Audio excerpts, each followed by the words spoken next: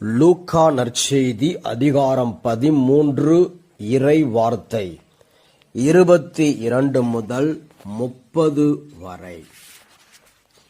இடுக்கமான வாயில். இயேசு நகர்கள் ஊர்கள் தோறும் கற்பித்துக் கொண்டே எருசலேம் நோக்கி பயணம் செய்தார். அப்பொழுது ஒருவர் அவரிடம், ஆண்டவரே, மீட்பு பெறுவோர் சிலர் மட்டும் தானா என்று கேட்டார். அதற்கு அவர் அவர்களிடம் கூறியது, இடுக்கமான வாயில் வழியாக நுழைய வருந்தி முயலுங்கள்.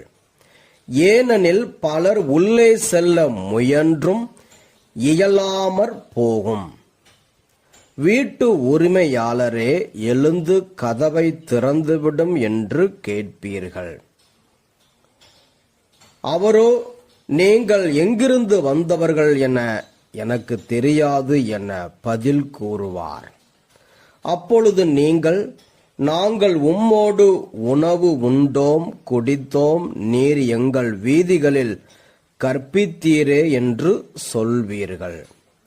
ஆனாலும் அவர், நீங்கள் எவ்விடத்தாரோ எனக்கு தெரியாது, தீங்கு செய்வோரே அனைவரும் என்னை விட்டு அகன்று போங்கள் என உங்களிடம் சொல்வார்.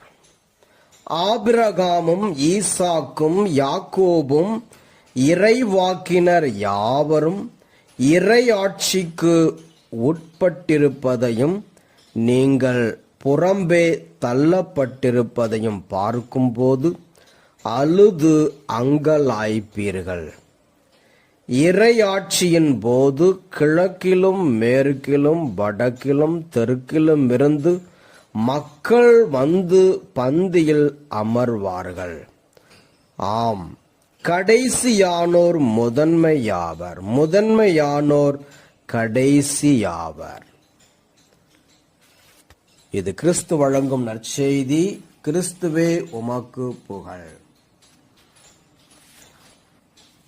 ஆண்டவர் உங்களோடு இருப்பாராக, உம்மோடும் இருப்பாராக. எல்லாமல்ல இறைவன் பிதா சுதன் பரிசுத்த ஆவி உங்களையும் உங்கள் குடும்பத்தையும் உங்கள் ஊழியத்தையும் ஆசீர்வதித்து வழிநடத்துவாராக.